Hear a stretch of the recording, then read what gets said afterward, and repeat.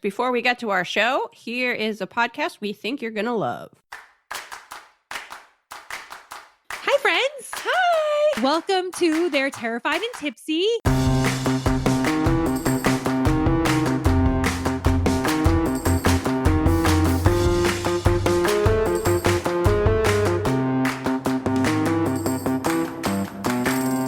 So I'll start. Okay. My name is Courtney. I love long walks on the beach, white wine, and I absolutely love scary movies. And I'm Stephanie. I also love long walks on the beach. I love white wine, but I absolutely hate scary movies. So Stephanie, Mm-hmm. can I ask you a question? Please. Why in the hell would you want to watch scary movies and do a podcast on scary movies when you hate them? Oh, that's easy.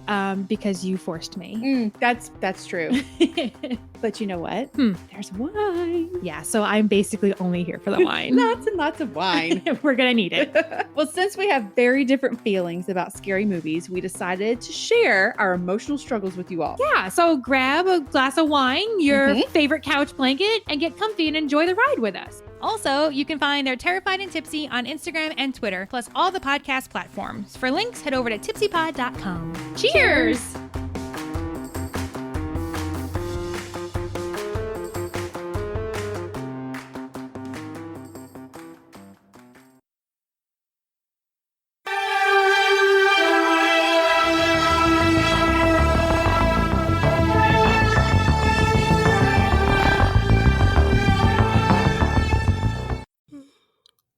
I keep yawning. All right. Samantha, Yes. quit yawning. It's time for Perhaps It's You, an unofficial Unsolved Mysteries rewatch podcast.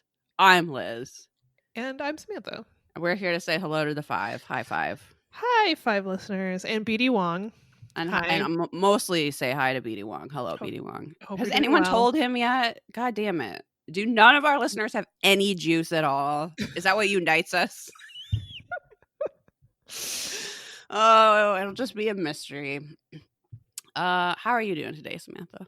I'm okay. How are you? I'm hanging in there, you know? That's the bar. Really all we Good. can ask for these days. I'm alive. I'm not having those COVID nightmares. That sounds real All right. bad. So, do you know what I'm talking about?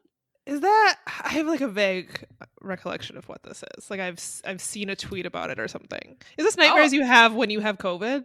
Yeah, and they are apparently so horrible they can give you PTSD. Oh my god, I guess I missed that part. Wow, yikes. It apparently gives you some night terrors. You know how this disease seems like it was made in a lab to be as absolutely horrendous as possible. Well, it also gives you terrible nightmares. I was just about to say I don't subscribe to any COVID conspiracy theories, but I kind of sort of understand where they're coming from because this is so wild. You get like that's a good point. nightmares and weird feet symptoms and like You're out of breath even when you're just sitting doing nothing. Yeah, And this really sounds like it's something some of that the escaped strangest from a lab. ailments. Yeah, that is true. No, but it turns out just the world is terrible. We don't actually need to make horrible things in a lab. They will just come to us. Yeah, that's great. That's great. Maybe We that are here. asteroid will hit us. Oh, that's true. What a blessing that would be. Satan. Come on. Satan. Come on. Give us something. Are you listening down there? I have a request. For some reason, this is dark. Okay, people, this is dark. I was talking to Mac the other day about how, grim everything is. And watching Unsolved Mysteries, you sort of sometimes feel like, wow, it's amazing I made it out of the 80s. Right? Like, how was I not kidnapped and murdered? Right. Because it just seems like and it wasn't like children were getting kidnapped, right and left. But there was more kidnapping, and it feels like it was everywhere. And so I was like, oh, Satan, I've seen what you've done for other people. Why am I still here? That's dark. It's Okay. dark, but I mean, I think we can all relate. I know I can. I see what you've done for others. Why can't you do this for me? All right, Liz, do we have any updates? Liz, we don't need you just dark, rambling, making everyone more depressed. Okay, updates. Yes. So Unsolved Mysteries has announced when the new reboot episodes will be out. That's That the is most October important 19th. update. So Mark excited. your calendars accordingly. Of course, we're talking about the reboot episodes on Patreon. We just recorded episodes 2 and 3, which are depressing as fuck, but we know you've watched them already. So give us $1, subscribe to our Patreon. We will be talking about the new episodes once they come out, and we're doing 2 a month. So yeah, subscribe and you can hear all of our thoughts. I'm so excited. We have very little to look forward to. I know I say this every episode, but like we really don't. But this is something to look forward to. This is something to look forward to. So mark your calendars. Also, Netflix, you know how, I don't know if this is true on your TV, that Netflix will just like show stills of like random things that are going to come out. You know what I'm talking about? Yeah. Well, the other day I was putting on my shoes and there was a frame for a show called Young Wallander. And I was like, what? So that's actually like genuinely exciting to me that I'm going to get some new Wallander content. Yes, nice. Please bring it on. Thank you. And everybody's like, Liz, that show is pretty bleak. It's like, I don't care. Need it. Bring it. Hook it to my veins. Other update is that tote bags are going on sale last day of this month if you're a patron. So what is that? That is Monday the 31st. And then the 1st of next month for everybody else. They are black cotton tote bags with beautiful holographic rainbow foil saying, "Perhaps it's you podcast. It sounds like women talking. WTF." You're going to want one. You know you need that in your life. You know. So that's $22 in the US with shipping. And there'll be other prices for international shipping. And if you're in Minnesota, you're going to have to pay sales tax because that's how that works. But I think you're going to want to get your hands on one of these beautiful, glorious tote bags. It'll be worth it, I promise. They're so pretty and so sparkly. I love mine. That might be it that I have in terms of updates. I'm sure I pronounced some things wrong. I'm sure I just flat out said some things that were wrong. Oh, I know I did. That's like that's just a given. Sure. I think I never addressed. So we released from the Perhaps It's You vault our X-Files episode, and apparently in that I said Chris Carter's birthday wrong.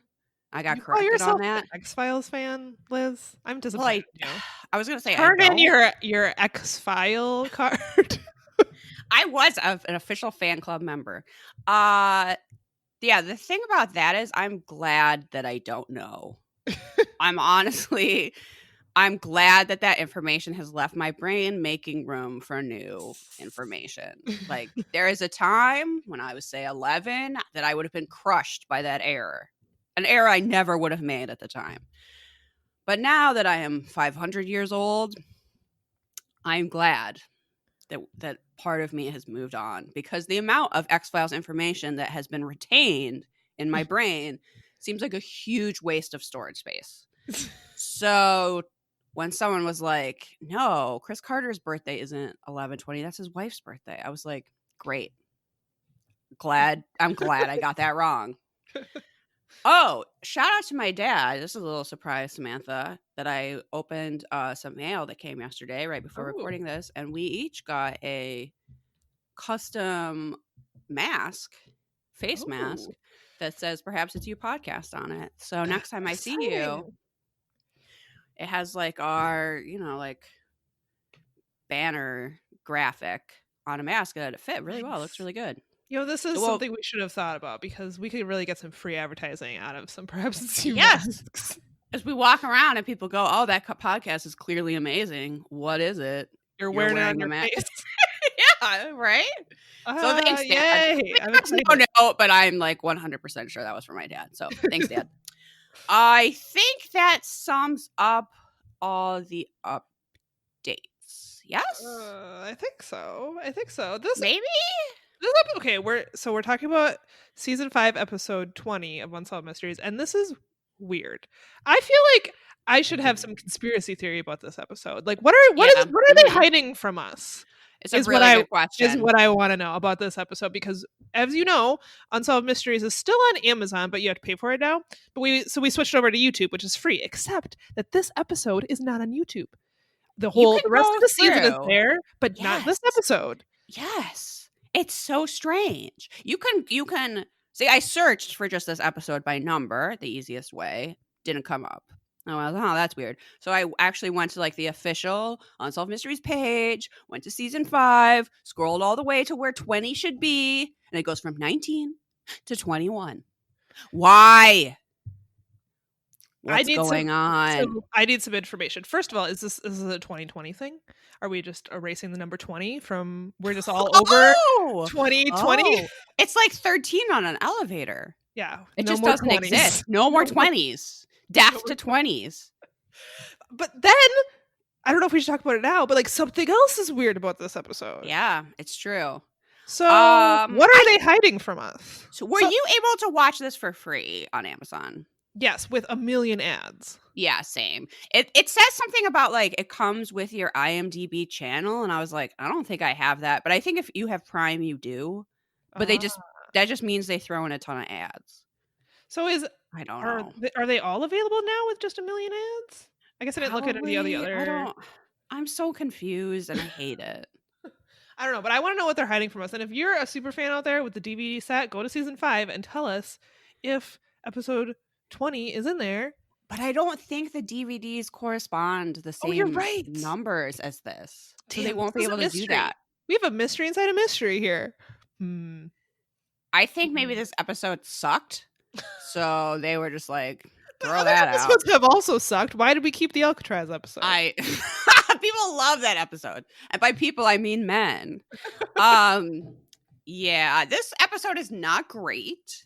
No. This is going to be us complaining about the thing we're supposed to like.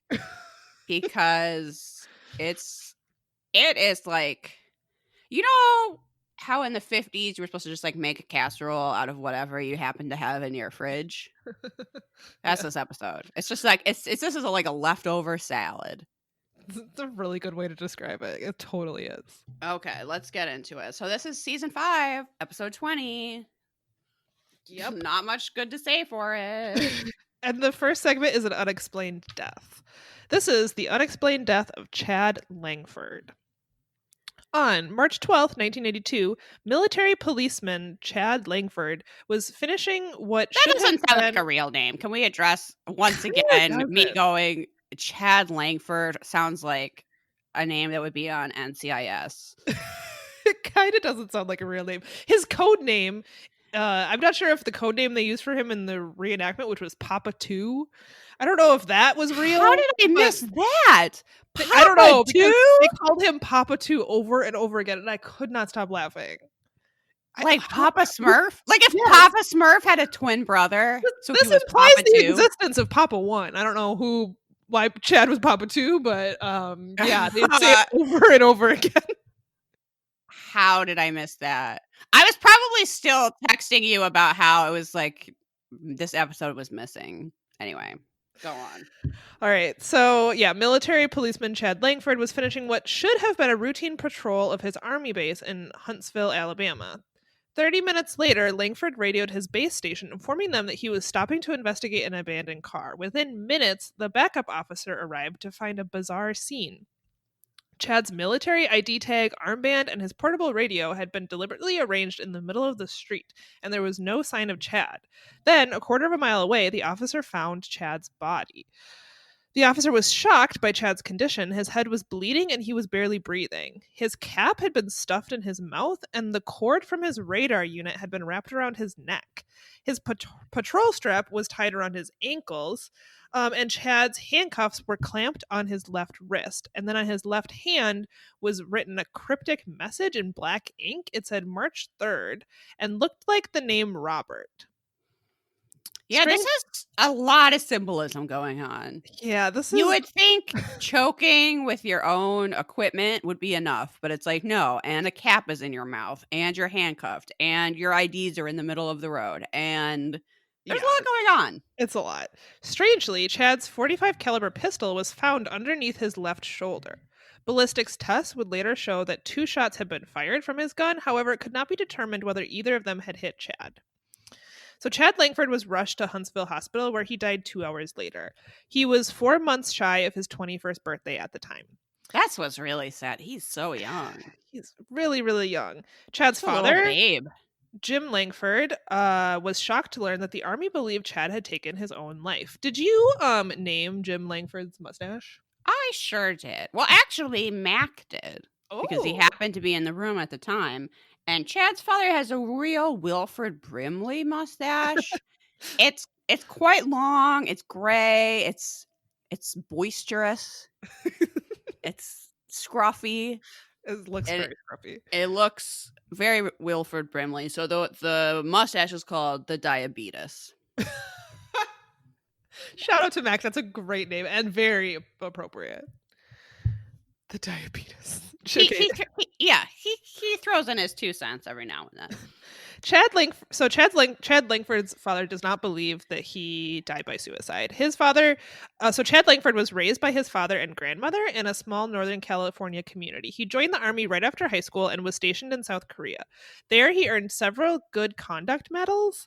At the conclusion of that tour of duty, Chad joined the military police at Redstone Arsenal in Alabama. According to his family, Chad loved Army life and planned to re-enlist. Then, in early 1992, Jim Langford noticed that his son's behavior started to change. And this is what he said. In January, he called me and told me that he'd been asked to do some undercover work. He called me 3 or 4 times, and each time he gave me a little bit about the work he was doing. I had asked him just exactly what he was working on, and he said guns and drugs. Very specific. Although I guess, secret stuff. Probably 2 or 3 times he told me that if he was found out, that he was a dead man. At that time, I told him, you got to get out of this. And he came back with, I can't get out of it. So some cagey stuff. Not sure what's going on. When Jim Langford urged his son to talk to his undercover superior, Chad said he would not be able to do that for about another 14 days. But 14 days later, Chad was found bleeding with a fatal bullet wound to the head. That timeline coincidence, can that really be a coincidence? That's a very, it's in exactly 2 weeks, my superior will be back, and then in exactly 2 weeks, he's dead. Yeah, it doesn't seem like a coincidence. The Army's Criminal Investigation Division reviewed Chad's death for 4 months. Their report stated that Langford had not been involved in any undercover narcotics work. The CID finding echoed the Army's preliminary judgment that Chad had taken his own life. The report included what the CID called a, quote, psychological autopsy, which... Yes, apparently they just make up stuff about your brain after you're dead. This seems dubious. I don't know what. I've never heard this before. A psychological autopsy. It does not sound real. A post-mortem evaluation of mental health is how they described it in Unsolved Mysteries. It described Langford as having serious, lifelong emotional problems. Jim Langford. Based on what? He doesn't seem to have any history of that to support that. I have no idea what a psychological autopsy entails. It seems really dubious. His father was immediately skeptical after hearing the military's, quote, official evaluation. Reasonably so. He said, I raised that boy for 20 years. I know him better than that. And the military has psychologists out to talk to you or call you over the phone and talk to you for 10 minutes, and then they complete a life story of everybody. And they're so far off base, it's unbelievable. Which, I can't really blame him for coming to that. The report claimed that Chad's suicide was triggered by a breakup with his girlfriend. However, Chad's former girlfriend, Roxanne, disagreed. She said the CID report said that Chad committed suicide over my breakup with him, but that wasn't true. I didn't break up with Chad. He broke up with me. I had a feeling that someone was telling him to break it off with me, and I think Chad did it to protect me or something. So apparently, I think it seems like he didn't like, or he was worried about whatever undercover work he was doing or whatever assignment he had been given, and that prompted him to break up with Roxanne. Yeah, like it put her in danger or something. It sounds like this breakup was really out of the blue. She didn't see it coming at all. Roxanne saw Chad for the last time 5 days before his death at the base nightclub. He seemed to have dramatically changed. This is what Robert Stack describes him as. Oh my Dressed goodness. in all black, wearing gang-style clothing. Okay, to be fair, does that sound like a racially loaded term? Yes. Yeah. Is Robert Stack familiar with casual clothing? I'm going to say no. I'm going to say no as well. He's familiar with cruise wear. Sure. And maybe like a tennis outfit. But just normal clothes, he doesn't know her. Well, Liz, he was wearing an earring. So Oh, well, that changes everything. Never mind. Gang style clothing it is. And he was apparently he's literally wearing like a black t-shirt, black pants or shorts, I can't even remember. And that's it. That's gang style clothing, apparently. Style clothing, all right. Yeah, well, and the earring, so pretty much seals the deal. He was also reportedly hanging out with several rough-looking men who Roxanne had not seen before. So does that just mean they're wearing not? That's the gang, I guess. I don't know. That's his gang. I'm just guessing that means they're like not in the military. I assume they don't have like military haircuts. Maybe, or does that mean they're not white? Rough-looking men. You know what? Could go either way. Not really sure. Lifestyle changes tie in with another shocking CID allegation. Changes. He wore an earring. He started wearing an earring. That's a dramatic lifestyle change. Do you remember when Harrison Ford got an earring? This was like some really. No, why would you? This was some like big 90s tabloid news that Harrison Ford got an earring. You know, he was in his 50s. I think it was seen as sort of a midlife crisis, but it was also the tiniest.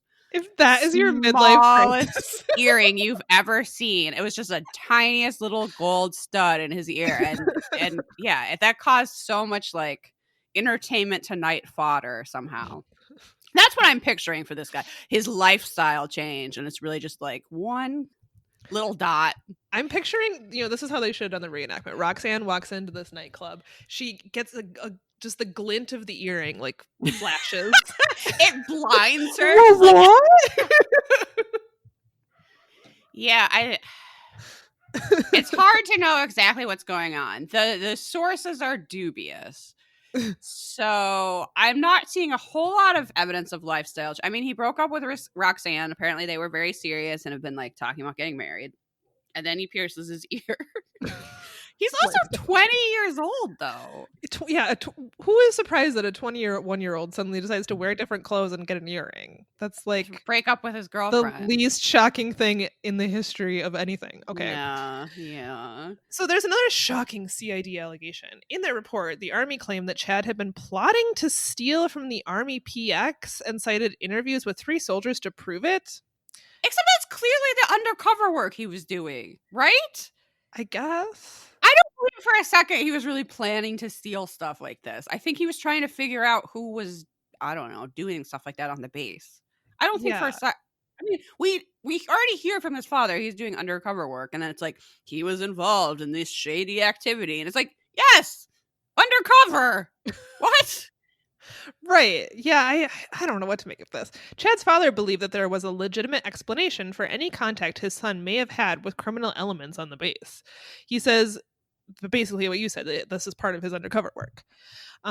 Chad left phone messages for several friends just hours before his death. The CID interpreted Chad's calls as a, quote, goodbye, except that they didn't sound like a goodbye at all, and he didn't even say goodbye. Except he didn't say goodbye. They interpreted it as a goodbye, which is weird because he rarely used that phrase. Yeah, he's just like checking in with Roxanne and like making sure she's doing okay. He's not like, you are the love of my life, and I want something better for you. He's just like, hey, I hope you're doing okay. I haven't talked to you in a little bit, but we'll hang out soon. Is that a goodbye? His dad also points out that there's people he didn't call. He didn't call his grandma, who basically raised him. So, like, who's he saying goodbye to? He had already broken up with Roxanne. I don't know. This is strange. I feel like he broke up with Roxanne. Maybe he didn't really want to, or he did, but he felt kind of bad about it. So he was just like checking in and make sure she was okay. That's not a goodbye. Well, and he was pretty heated. Like, if in the reenactment, they show basically he tells Roxanne he wants to break up with her. She starts like arguing, whatever. That why she's are you like, doing what? this? Out of where? Yeah. I don't think this is very sudden. And then he gets mad and tells her to leave and like throws a glass against the walls. And she left kind of frightened. So I think maybe after he had cooled down a little bit, he decided to call her. And whatever. So but I don't know that it's a goodbye. Anyway, it's weird. I think it's from guilt. Yeah. Yes. So the psychological autopsy claimed that Chad Langford had a profound lack of self-esteem and was desperate to create a new image. I don't know. I don't know. I Apparently, I didn't even know interviews this.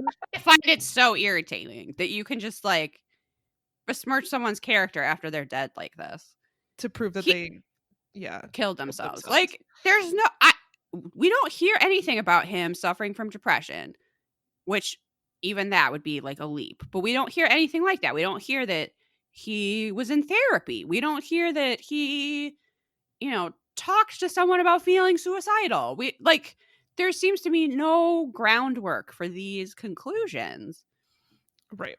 No, and there's a lot of weird things about his death that make you really wonder about this suicide. Well, when you commit suicide and then you lie down on the gun that you just used. Yeah, that's that? A big one. His gun was found under his back. So, and also, like, it sounds like the bullet, like, grazed his head or, like... Right. Like, it didn't seem like how you would... I don't know. Anyway. This is a lot of effort for a suicide. There's a lot of staging. And no note. But the staging is what the military points to as like, this is what he was doing. They said this is what the military decided based on this psychological autopsy, that he was desperate to create a new image, even at the cost of his own life. According to the report, Chad felt that the glory eluding him in life would finally be his if he appeared to have died in a heroic last stand. He's 20! He's got plenty of time to go do something. Yeah. I swear they're like, we know he was unhappy with his life. He got an earring. He went to Claire's, everybody. Things were dark. He wore a black t-shirt to a bar. If someone gave me this psychological autopsy about someone I knew, I think I would fall down laughing. It's so absurd.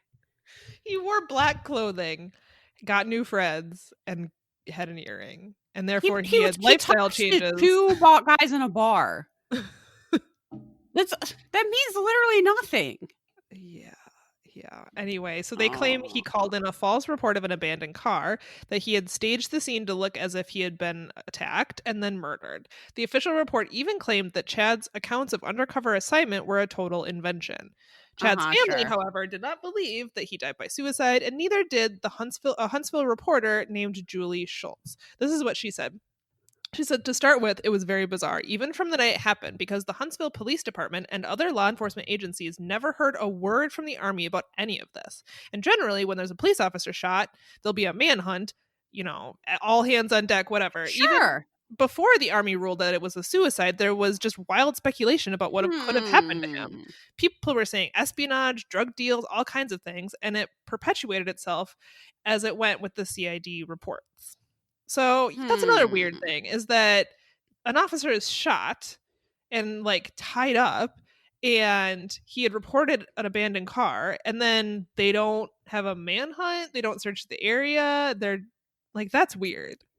They're clearly not interested in collecting any evidence. Clearly. So Chad's father also believed that the military police missed opportunities to question possible suspects that night. The MPs stopped 2 different cars within a mile of where Chad was found. And according to Jim Langford, both cases, the drivers were never questioned. He said, it's actually crazy. You're talking about a murder here. And it appears to me that anybody within a 3 or 4 mile radius of that place could have been stopped and questioned, or at least asked about it. They already know. That's the thing. I think they already know what happened. Yeah, Chad Langford's final hours remained shrouded in a mystery. Did he invent a tale of undercover intrigue and then stage a heroic death, or did Chad Langford truly die a hero gunned down in the line of duty? That's what Robert Stack says. Let me see if... I don't think there was an update on this. Let me look at the Unsolved Mysteries. Which is really sad. Oh, it's super sad. This poor kid. He thought the Army would actually care if he died, and they did not. Oh, yeah. So the result is unresolved. After the broadcast, the investigation into Chad's death was reopened by the Army, but the Army, if there were any results of that investigation, they've never been made public. The Army investigated themselves, and they found no wrongdoing. Basically. I mean, I think this stinks of a cover-up so bad. I think it's really sad. I think maybe they asked him to do something that they didn't want to be held accountable for. I don't know. But I think it just was something that would have made the army look bad.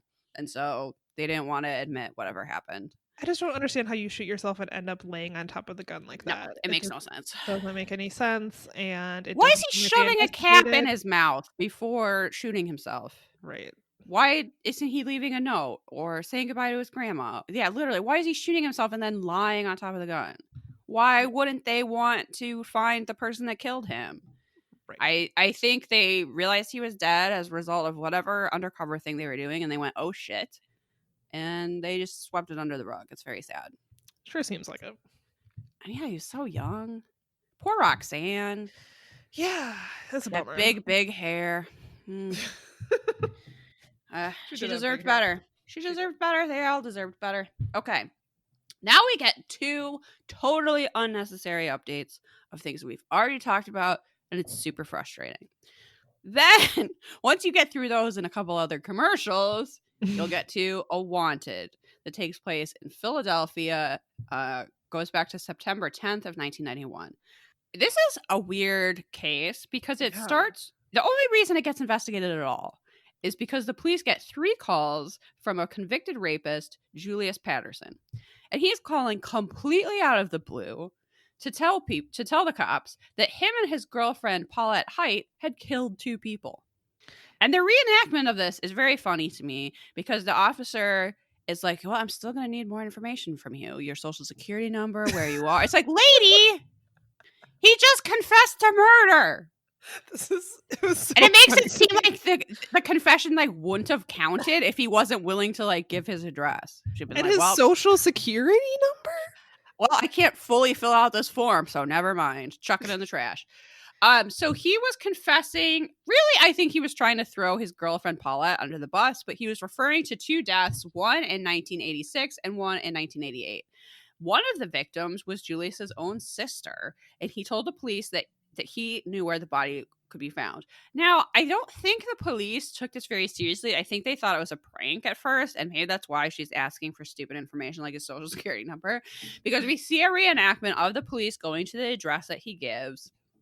And the current resident has only been living there a couple months, but she opens up the door and the police are like, yeah, so we got a tip. There's a dead body in your basement. Which, can you imagine? No. And then she's like, what? No, that's impossible. Like, I don't think whatever. So the police like get permission to go inside and look at the basement floor. So what Julius had said is there would be a patch of concrete that was clearly newer. It like wasn't the same color as the rest of the concrete floor. So they do find that patch, and I don't know if they get a warrant or whatever, but they dig up that spot in the basement floor, and right at the same time that this is happening, Julius has called back to the police department demanding to know if his girlfriend has been arrested. So I'm assuming that they this is just my assumption. I assume they had some fight, and he's like, I'm tuning you in for murder. Because he seems... if that's what you had over your significant other. You're like, all right, well, if you don't fucking do the dishes, I'm going to turn you in for murder. Because he seems way more concerned with whether or not they've arrested Paulette than like what's going to happen to him. Dude, you're going to get arrested too. Yeah. So the police are like, we don't even have any evidence other than your word yet. No, we haven't arrested her. So then it cuts back to the police are breaking through the cement floor, and they do find a body. It turns out that Julius and Patricia had previously lived in that house with Julius's sister, Jessie. However, she had mysteriously vanished in the July of 86. This is super sad. Yeah. Jessie was Julius's disabled sister. She was both blind and deaf. Julius was supposed to be her caretaker. And it seems like absolutely nobody cared when she mysteriously went missing. God.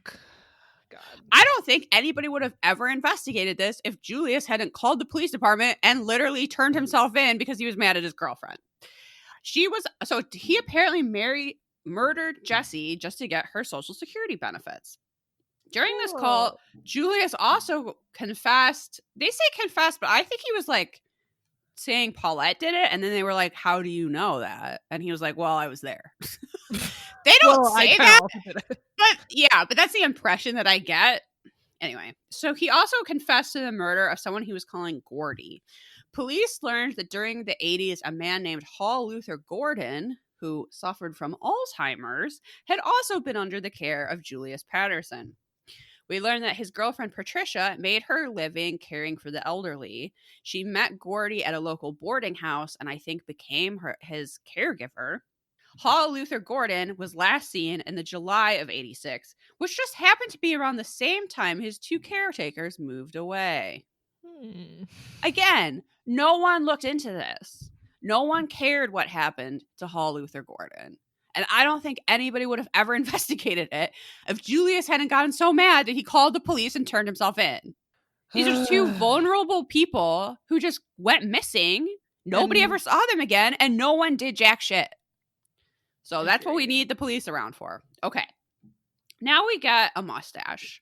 This is on Agent Lang, and it's not a good mustache, folks. I'm sorry, Mr. Lang. It is uneven, and it is... It looks like there's a patch missing, right above his lip. It's scrabbly. Is that a word? It's scrabbly, yeah. Okay, I called this the not meant to be. This guy doesn't need a mustache. No. It looks bad. Doesn't improve your face, guy. Yeah, move on. Shave that off and move on with your life.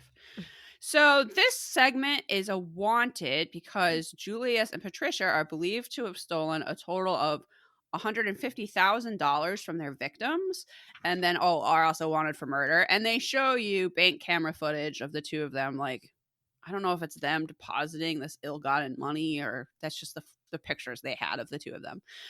Now we get another mustache. This is on Agent Kane. It's very pale. It's unsettlingly pale because it's kind of the same color as his skin. It's a little hard to see. You're like, what's that texture above your lip? Yeah, it's just it's a mustache. It's not just I called it Mr. Whisper. I hate it. I kind of don't like that. I hate it. It gives me the creeps. Yeah, because this mustache gives you the creeps, Samantha. Yeah, that's true. Okay. So, the segment is calling for people if they've seen Julius and Patricia who are wanted for murder, assault, armed robbery, fraud, basically every crime. And it turns out that a viewer tip led authorities to Patricia, who at the time was working at a fast food restaurant in New Jersey. And then we get another mustache. This one is triangular, very thick, almost volcano shaped. Okay. I called it King Narc. It's a very coppy mustache. It's like the top tier of a cop mustache. Yeah. Okay. So viewers' tips led to the arrest of both Patricia and Julius. Julius led police to where he had left Hall Luther Gordon's remains. So this turned out to be a place where unidentified remains had been found in 89, which they then thought, oh, now we know who these are. Seriously, the police solved nothing in this case. Julius just confesses to crimes they were not even investigating. And then leads them to remains that they had already found but hadn't managed to identify. And the only reason they ever find them is because of Unsolved Mysteries. Okay. The next part is that Julius claimed that he had another body to show police, a previous victim he hadn't mentioned. But he uses this opportunity to take police out by these elevated railroad tracks, assault a police officer, and then make a 10-foot jump off of the railroad tracks onto the sidewalk below, and he made his escape. So then Unsolved Mysteries, again, had to appeal to the public. Hey, have you seen this guy? We had him, but we let him get away. And he was found a few days later. He was apprehended at a bus stop, still wearing handcuffs that he was hiding in a coat. The conclusion to this is that Julius was sentenced to, after a plea deal, to third-degree murder and involuntary manslaughter, and was sentenced to 20 years. Paulette, who there was a lot less evidence against, got 6 years. So even though Julius, I think, was just trying to send Paulette to prison, he ended up in prison for a lot longer. It's a sad case because no one cared about those people. It's really frustrating. It's not an example of the system working. At least not working well. Not working in a satisfactory way. That is true. Okay. We got only one more. This next one is so weird. This is I've been ragging on this episode about not being that good, being like a casserole made out of leftovers. But this segment actually is kind of A jewel in the desert. It's kind of great. I wish it was in a better episode because just this segment is chef's kiss. Yeah, this one is quite interesting. Okay, so first of all, this segment is called Skeleton in a Box. So that gives you an idea of where we're going with this. Sounds like a Halloween themed porno, but okay. Okay, well this segment opens with Robert Stack doing a very like beyond belief style like a monologue with a box. He's got an old trunk. He's like under a spotlight. And maybe earlier in the segment, he's in like a ballroom with a grand piano. I don't know if it's in the same room, but it has this just like very theatrical, over the top air, like he's in a play. Yeah, and he has this like monologue that's very like it gave me beyond belief vibes where he's like, imagine that you bought a box at a garage sale and you open it and I don't even remember what he said, but it was very funny. He's like, you know that thing where you buy an old trunk at a garage sale and you open it up and there's a skeleton in it? Well, that's what this story is about. That relatable experience. He talks about how we're transported to another place and then we go to Thermopolis, Wyoming. I mean, yeah, that's where we're transported to. Of course. I mean, I saw that one coming. So, in 1986, a longtime resident of Thermopolis, Wyoming, whom we will call Gabby, that's what they call him in the episode, he moved away. Who gets to make up people's fake names? That seems really fun. Where they're like, all right, this guy was named Fred, but we don't want to throw him under the bus. We're going to call him Gabby. What? Why? Maybe they draw straws for who gets to pick the name. I don't know. Oh, that would be so fun. Robert Stack gets the short straw and it's like, yes! Yeah. Gabby it is. So he left some of his belongings in a shed, including an old locked trunk. He left the shed with a friend named Noel Sessions. Then 6 years passed, and finally Noel couldn't stand the suspense another minute and decided he was going to open the trunk. I want to know if this reenactment is accurate and if really like everyone on his block came to watch him open a trunk. Because there's so many crowd. There's so many people standing around to see what's inside. And it was just like, yeah, okay, look, we went to church. We already propped Sunday dinner. We've got nothing to do. Let's go watch that trunk get opened.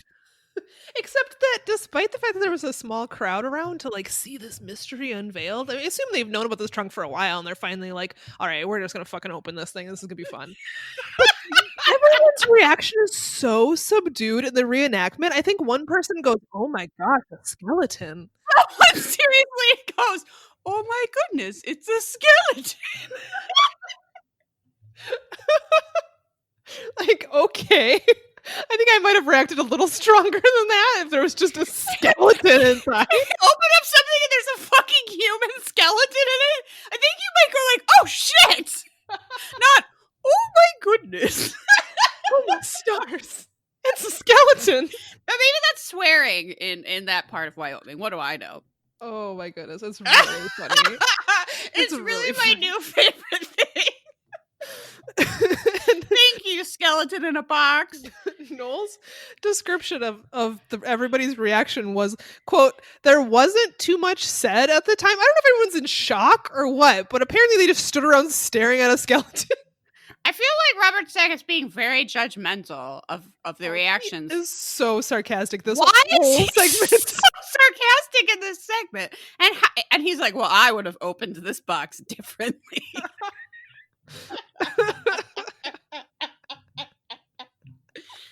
I don't know. Is this like very goosebumpsy too? Isn't it? Like, oh, and guess what it was? It was a skeleton. So Noel asks his wife what he should do with the skeleton, and then he said he wanted to just give it a proper burial, and his wife is like, no, we need to call the police. I respect that though. I kind of thought he was like, we are not bringing the police into this. I'm going to give these bones a proper burial. And his wife's like, are you fucking kidding me? I'm calling the police right now. We are not getting in trouble for a skeleton, but we didn't do anything wrong. Because, first of all, these things still belong to Gabby. Like, they're still his stuff. They know who owned this thing before them. They open it up, there's a fucking skeleton inside. His wife is like, no. I'm not having the police come out and go, why is there this freshly dug grave? Oh, you know that thing where you open your friend's belongings and you find a human skeleton? That's what happened. You know that common thing? The tale is old as time. Yeah. So before they called the sheriff, Noel felt obliged to contact Gabby. Well, this is a true friend. He didn't want to call the police. He didn't want to throw Gabby under the bus. Unfortunately, his wife found out. Yeah, he was going to give Gabby the benefit of it. And according to this reenactment, he's super calm about being like, Gabby, I don't know if you're a murderer. I don't know what happened here, but I just need to know we know about the skeleton.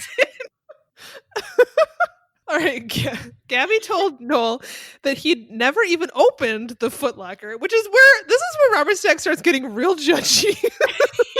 Robert Stack, I feel like Robert Stack is so professional the majority of the time. And does he really care? No, he's just showing up. He's doing the work. He's doing these voiceovers with a lot of gravitas. But in this case, he's just there's no fucking way you didn't look. You can tell he's I don't buy this for a second. Okay, so Gabby told Noel that he'd never even opened the footlocker. Apparently nobody believes it. Apparently Gabby didn't open it. He thought that he bought it at a garage sale, but according to Noel, when it came to the time and place, Gabby's memory suddenly failed him. Robert Stack is so judgmental about this. It could have been Illinois or Wyoming or Oklahoma. He doesn't even know what state he went to a garage sale and bought a mysterious foot You locker. can fucking hear the laughter in Robert Stack's voice. It's so amusing. It's the best. So Noel contacted John Lumley, the sheriff of Hot Springs County. Right from the start, Sheriff Lumley was suspicious. He said, I've talked to a lot of people about this case, and everybody said that almost 99.99% or more that they would have opened it immediately upon purchasing it. They said I'm not even sure I would have made it home. I would have got that thing to the car and I would be trying to pry it open with a screwdriver. You just want to know. Yeah, it's a old weird looking trunk that's locked. And something is in it and is rattling around. You're gonna break that shit open immediately. You could have just found treasure. You want to know. So 2 days later, the skull was examined by an x-ray machine. The test revealed that there was a bullet lodged in the skull, and now Sheriff Lumley thought he might have a murder on his hands. Gabby, we're looking at you. Okay, first of all, you didn't think it was a murder before? It was a skeleton in a box. It was a hidden skeleton, a whole human skeleton. You know how you die of old age in a box that gets locked and put in a shed? Or just I don't know, you're caring for an elderly relative and they pass away and you go, I don't want to pay for a funeral. I have a box. So yeah, he thinks that he needs to have a chat with Gabby, according to Robert Stack. A chat. Gabby was unsure. Okay, Gabby, lucky to be white. I want to see someone else in that situation just get a chat. Oh, you know how you own a human skeleton and we don't know who it is or how they died? Yeah, let's just have a friendly chat. Mm-hmm. Let's talk about this. We need to have a word. So Gabby was unsure about the details. He said that he might have bought the truck in Wyoming, or maybe Iowa, or maybe Illinois, or well, maybe it was Oklahoma. Definitely the United States, though. He's sure about that. Yeah, that we can narrow it down to one of the 50 states. So he says it might have been as early as 1973, but maybe not. And then Gabby is interviewed for the show, but he's blacked out. He says, well, I didn't know the guy. I didn't shoot this dude.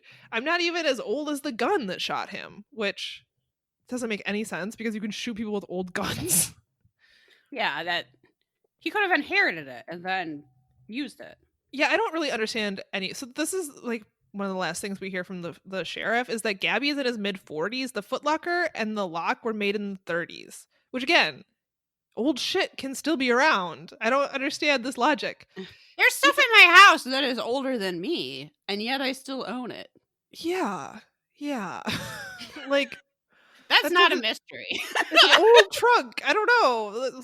Anyway, he says, I don't believe that Gabby was the person that caused the death of this person, but my thoughts have always been that he has knowledge of who the person in the trunk is or where they came from, which I think is very generous, but I suppose they don't really have any evidence. Also, it seems like the whole investigation was done by this one dude. I'm not sure that they ever like have been prosecuted with so much less evidence than owning human remains. Yes, this is quite true. So on March 31st, 1992, Sheriff Lumley turned the skeleton over to the Wyoming State Crime Lab in Cheyenne in hopes that maybe the bones could tell him what Gabby could not. Sandra Mays was the lab technician that examined the skeleton, and she determined that he was in his 50s or 60s, was probably about 5'8", and was a Caucasian male. The bullet was from a .25 caliber weapon that was produced in or around 1904, and was probably available in the United States around 1908. In an effort to identify the victim, Sandra Mays created a 3-dimensional facial reconstruction out of clay. This part is cool. Says that only the eyes and hair are guesswork. It is cool, and they make like a very realistic person. I don't know why they gave him this hair though.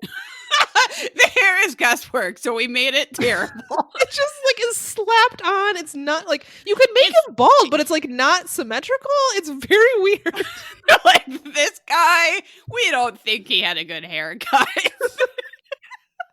they could have given him literally any hairstyle, and they gave him like, I don't know, half human, half ape hair. I've never even seen hair like this, like on a person. It's like longer on one side. Like, who? It's something.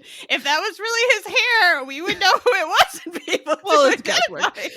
She did a very good job on his face. I don't know if that's like where her skill set ends and she's just like slaps some hair on him or what, but it looks so unrealistic.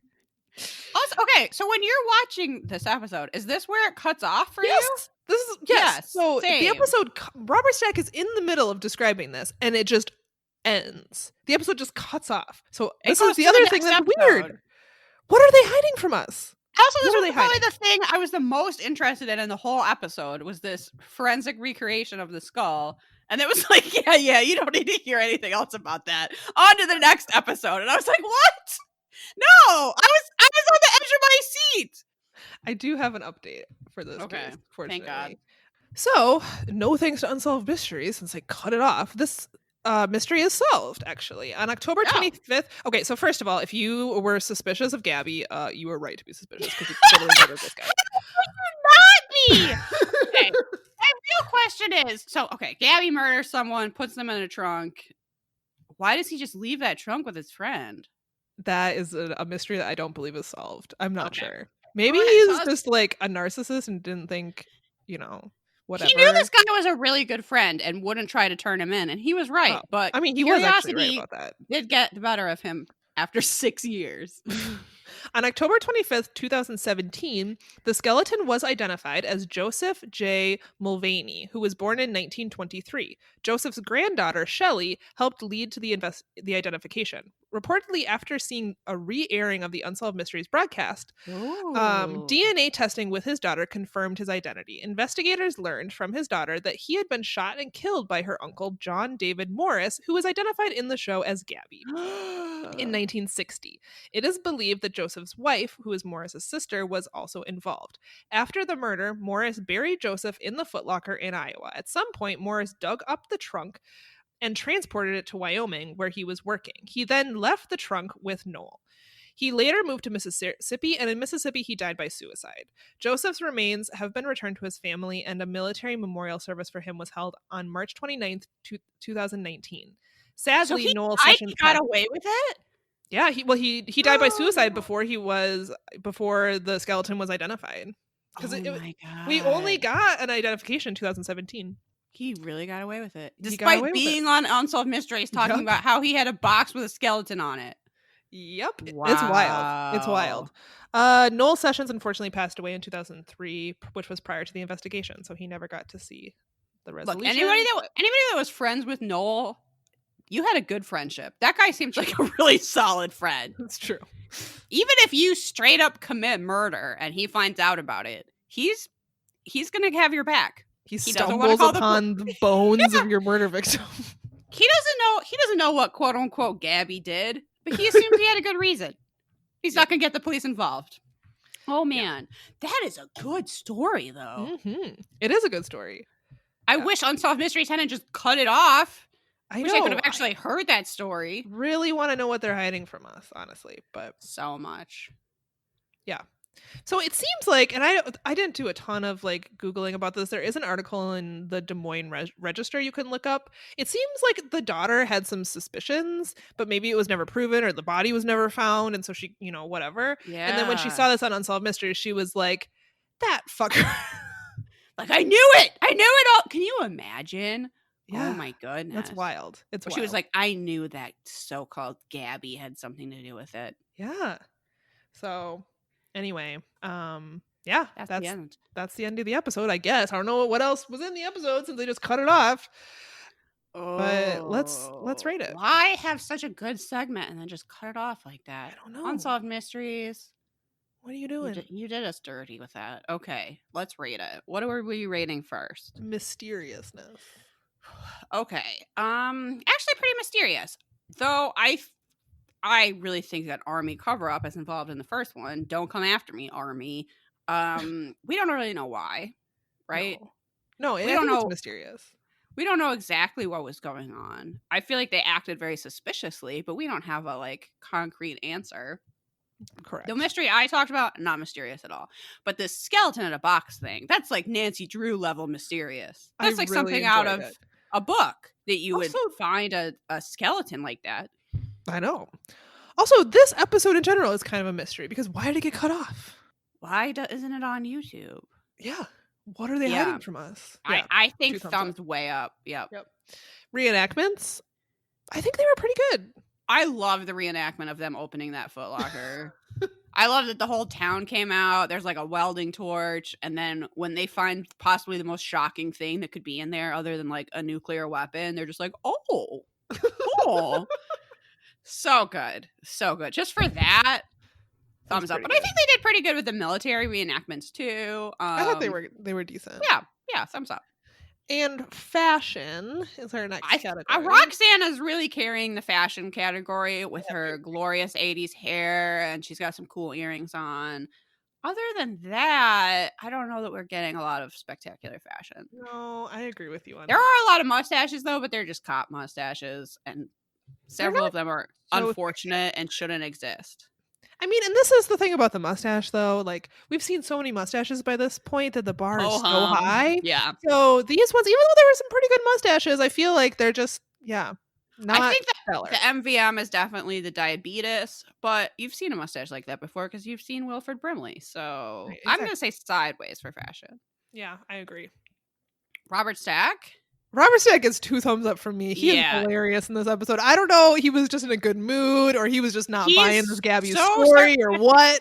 He literally is telling you, Gabby is a murderer. I'm never going in a room alone with Gabby because I don't believe. Maybe it was Wyoming. Like, this is full-on sarcastic Stack, like you've never heard him before. Yeah, it's glorious. He deserves some sort of award for this segment. Yes, I totally agree. And so on our Robert Stack scale, how are we going to rate this one? Well, that's hard because, as I said, this is not a great episode, but it does have a beautiful segment in it. But it also just gets cut off. And I have to watch ads to even see it. I don't know what that means. 2 unnecessary updates. 2 unnecessary updates, and they're so long. I don't know. 2.5, 3. Maybe just watch the skeleton thing. Just skip everything else again. Honestly, that's what. Because that's 5 Robert Stacks just for that, and then everything else is pretty low. Yeah, I agree. I am kind of amused that Julius turned himself in and clearly could have gotten away with his crimes if he hadn't gotten so mad at his girlfriend. But then the actual victims are so sad. Yeah, I agree. Philadelphia police could have really done some work to bother investigating where those people went when they disappeared. Clearly couldn't have cared less. Yeah. So I don't know. This is a mixed bag as there ever was. It's true. It's a garbage casserole. I wish I could hang out with Robert Stack when he has 1 or 2 martinis in him and is just dishing on everyone. You know what I mean? I wish I could meet sarcastic Stack. Yeah, he sounds like a lot of fun. He's he had like great dirt on people, and for sure. I feel like he probably looked down on pretty much everyone, and I just want to hear it. It seems so good. God damn, I know. It really does. Well, that's our episode. Do you have something to recommend? So, a recommendations update is that I listened to a couple more Q Code podcasts. Ooh. Because I love Baraska so much. Baraska update also is that Baraska tweeted out this week, just we know. Was that a hint for a season 2? I don't know. That's it does where I make me saw a think lot we're of the getting comments. something though. Or we're getting like an afterword. Yeah. We're getting like maybe like one more chapter or something. Or maybe That would another be season. A delightful surprise. Does seem like something else is coming. So that's great. So I listened to a couple more Q Code podcasts. I listened to Carrier, which is about this woman who is driving a semi and she doesn't know what's in it. Honestly, garbage. It was so bad. Like, it's very well produced. The acting is great. The sound is great. The editing is great. All that stuff that they're clearly like super into, because Q Code stuff is just an ad for like Sonos audio equipment. So they do like really fancy audio stuff. But the story of that is so garbage. Save yourself the effort. Boo. The ending is just like hilariously bad. And then the other one I listened to was Blackout, which is the produced and is the main voice of Rami Malek did it. So obviously he does a great job. He's awesome. Some of the other voice work in there, I was like, I don't know about this. It's okay. I don't know if you're like, I'm at the end of my podcast and I need something else to listen to. Sure, go ahead. It's fine. I thought the story was like okay. It's like a little bit cheesy, but kind of interesting. It's about like what happens if there's like a widespread blackout. Okay. And like how it affects this like one little town. But that's my verdict on that. It's like, all right. Okay. So I didn't have like a good solid recommendation for this week, so I just decided I would recommend one of my favorite books. I mean, why not, right? So I'm recommending Wittgenstein's Mistress by David Marksom. So this is it's a novel. It's about the woman who believes she is the last woman on Earth. And so it's like her story, just her narration of being like the last person in existence. And it's very poetically written. It's very beautiful. This is one of those rare books that I just like, it's perfect. You know, like I wouldn't change anything about it. I think it's so great. Mac was like, are you really recommending that right now? Because it's a little bleak. Like, well, too bad. Yeah. If you want to feel lonely, here you go. Wittgenstein's Mistress. I mean, it's just shockingly beautiful. I couldn't recommend it more. But yeah, maybe it's not the time to read about being the last person on Earth. I could see that. Put it on your list, though. Yeah, put this on your Goodreads to read. Get around to it eventually. You're going to enjoy it. I don't want to say too much about it. I give it an enthusiastic 5 out of 5 Robert Stacks. Great. That's a good recommendation. I have a podcast recommendation, which I've just started listening to like yesterday, but I'm going to recommend it because I'm pretty convinced it's great. This is an Earwolf podcast called Scam Goddess.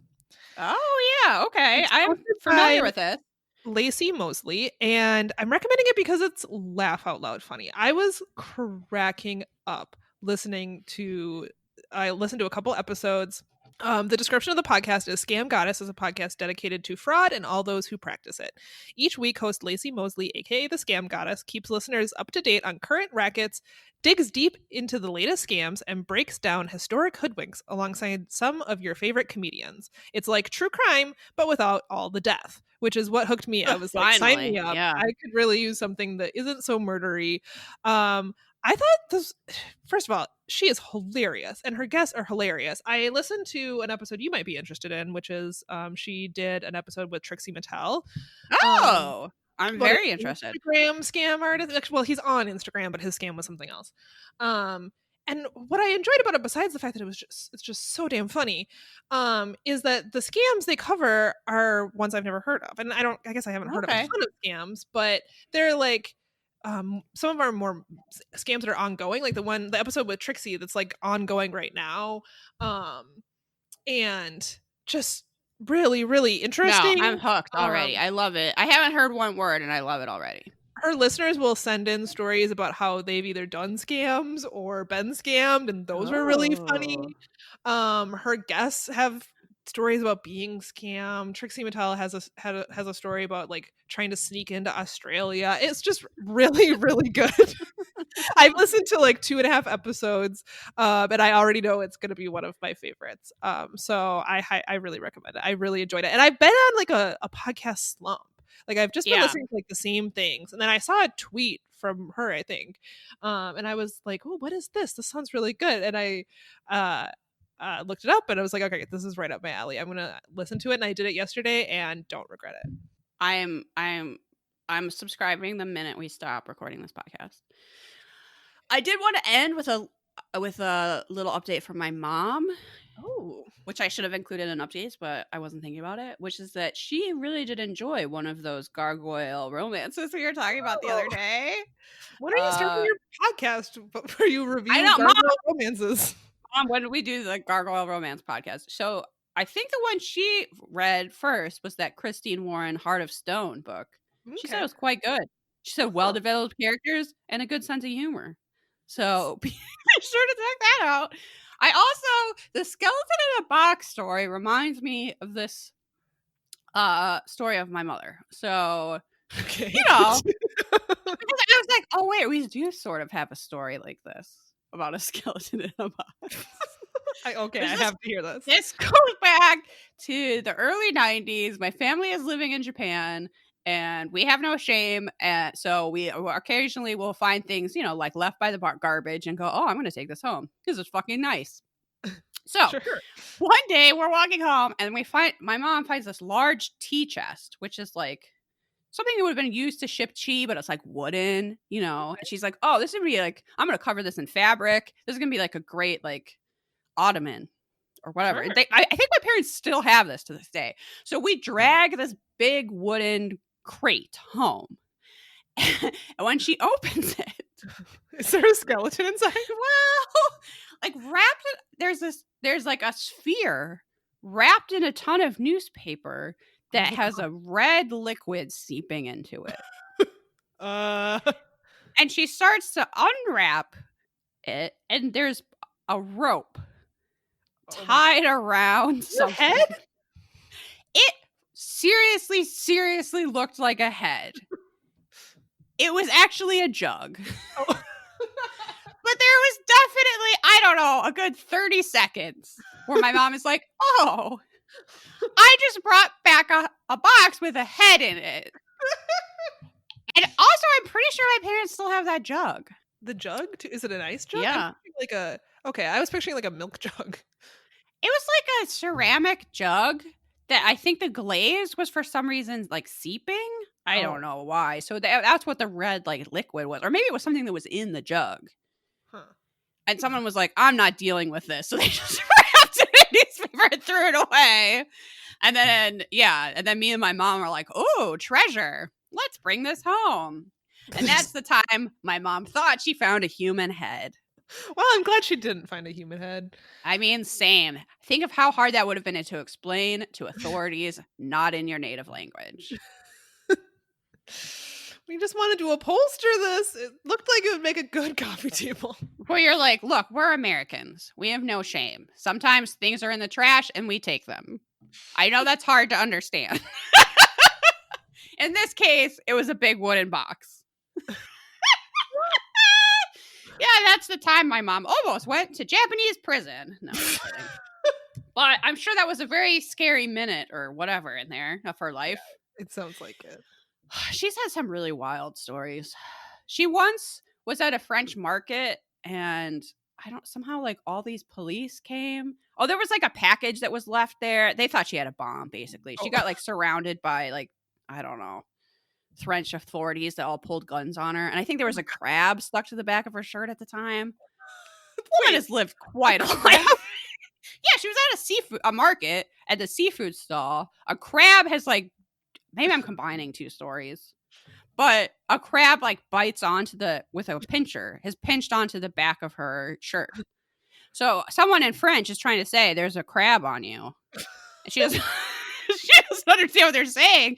And then there's like a package that gets left, and someone thinks it's a bomb. So the authorities come and they all pull guns on her, and she has like no idea what's happening because she doesn't speak French. Laughing so hard at someone trying to say there's a crab on you. Like, how did she not know? Maybe it was a light crab. I'm not sure how she wasn't aware that a crab had pinched onto her. And those might be two different stories that I've just combined in my mind to be the greatest story of all time. Perfect. But it's perfect. I believe that sometimes, it happened. Yeah. Wow. It's quite the life that woman has lived. I told you about this time she woke up on a pile of scorpions, right? No. No. So her dad liked to go on really long road trips and like camp in national parks and stuff. But the problem is that he would never put gas in the car. Oh, you did. So they were always running out of gas in like the middle of the desert or whatever. And then they would get to places really late. So they pull up. I don't even remember where this was. We really should have her on to tell these stories because I can't remember the important details. But they pull up to this campsite really late. It's already dark. They set the tents. They go to bed. They're woken up in the middle of the night by a screaming park ranger who is still in their vehicle going basically, what the hell are you doing? And it turns out that campsite was closed due to a scorpion infestation. But because they got there at night, they didn't see the sign. So they had put their tent right on top of a scorpion nest. Oh, I don't know what scorpions have. So they wake up in the middle of the night and the ground is just covered in clear scorpions that are just, I don't know, writhing around. Whatever scorpions do. So they had to pack up all their stuff in the middle of the night while trying not to get stung by scorpions. That is terrifying. Yeah, she lived through that somehow. Wow. That's wild. Anyway, hi, Mom. She needs to write a memoir, right? Yes, definitely. I don't know. Yeah, I don't know what the like angle of it could be, but there's the material for sure. I totally agree. Okay, so my new recommendation is to my mom. It's very specific. It's, Mom, get working on your memoirs. We all want to read them. They can come out from Perhaps It's You Press. Okay, that's the end of the show. Thank you so much for listening. You should now follow us on social media: Twitter, Instagram, Facebook. We have a Facebook group, and then we have another group just if you're playing Animal Crossing, because that's how cool we are. A lot of fun. We're at Perhaps It's You. Yes. And we have a website, perhapsitsyou.com. You can listen to episodes there if you hate podcast apps. There's a submission form to contact us. There's our contact info. There's recommendations. There's great pictures of us. Yeah. I mean, it's a really solid website. It has an egregious error, but other than that, so good. Other than that, it's good. Patreon for $1. You get quite a large back catalog at this point. I mean, you really get your money's worth. And for $5, you get a coloring sheet every month. And for $10, you get a gift every quarter. I mean, our Patreon is... It's the best deal in town. Yeah, for real. And is there anything else we need to say? Oh, we want those 5-star reviews. Thank you to people who have been leaving reviews on Podcast Addict. That's a podcast app you can use for Android phones.